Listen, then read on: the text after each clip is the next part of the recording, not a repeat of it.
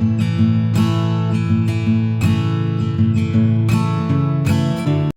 The lord. ఈరోజు వాక్య ధ్యానాంశంగా మత్తయి సువార్త 26వ అధ్యాయము 64వ వచనం చదువుకుందాం.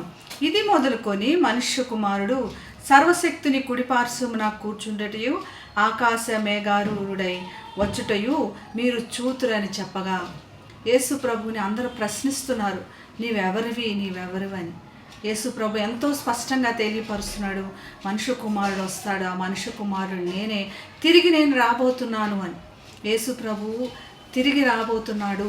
మనం సిద్ధంగా ఉన్నామా? ఎన్నో ప్రవచనాలు, ఎన్నో గ్రంథాల్లో మనం చూసినట్లుగా దేవుడు చెప్పిన ప్రతి వాక్యము నెరవేరింది, ప్రతి ప్రవచనము నెరవేరింది, ప్రతి నిదర్శనము కూడా రుజువు చేయబడింది. ఇప్పుడు యేసు ప్రభువు కూడా నేను మరలా వస్తాను, మీరందరూ చూస్తారని. ఇదే దానియేలు కూడా ప్రవచించాడు. దానియేలు కూడా ఆకాశ మేఘారుడై మనుష్య కుమారుడు వస్తాడు, అటువంటి పోలిన వాడు వస్తాడు, అతడు ఆ మనుష్యుడు సన్నిధిలో మరి మనము ప్రవేశించాలి, ఆయన సముఖంలో ప్రవేశించాలి అన్నట్లుగా దానియేలు ఎంతో ముందుగా ప్రవచించాడు. మరి ఇప్పుడు యేసు దాన్ని రుజువుపరుస్తూ, దాన్ని సెకండ్ చేస్తూ, నేనే ఆ మనుష్య కుమారుడిని అని చెప్తున్నాడు. మరి ఈ మనుష్య కుమారుడు వచ్చినప్పుడు దేవుని కుడిపార్శ్వమున అనగానే ఒక అధికారంతో, ఒక మెజెస్టీతో రాబోతున్నాడు అని. ఆయన దేవుడై ఉన్నాడు, సర్వ ప్రపంచాన్ని ఆయన యొక్క ఆధీనం, ఆయన సొంతం. సర్వ ప్రజలు చూస్తారు, ఏ ఒక్కరు కూడా మినహాయింపు కాదు, ప్రతి ఒక్కరు ఆయన ముందు కనపడతారు అని చెప్తున్నాడు. అంత అధికారంతో వస్తాడు ఆయన. మేఘారూఢుడై వస్తాడు. ప్రవచనాలు అన్నీ నెరవేరుతాయి. దైవాత్మికమైన తీర్పు జరుగుతుంది, ఆధిపత్యంతో ఆ తీర్పు జరిగిస్తాడని.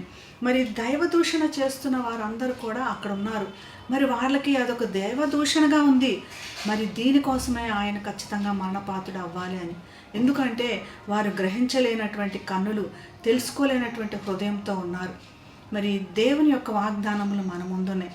మరి వినగలిగిన చెవు, గ్రహించగలిగిన కన్ను కావాలని దేవుని ప్రార్థన చేద్దాం.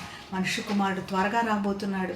నీవు నేను సిద్ధమయ్యి మరి ఆయన్ని ఎదుర్కోవటానికి మనందరికి సిద్ధపాటు కలిగి ఉండాలి. అలానే మన తోటి వారిని అందరిని సిద్ధపరచాలి.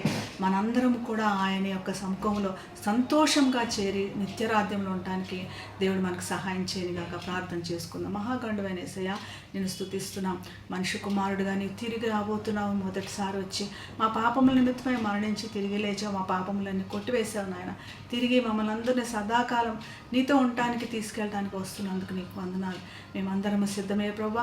మరి మా ఆత్మ సిద్ధమే, మరి శరీరము బలహీనం కాకుండా కృప చూపించమని యేసు నామమున ప్రార్థిస్తున్నాం తండ్రి. ఆమేన్. Have a blessed day. God bless you.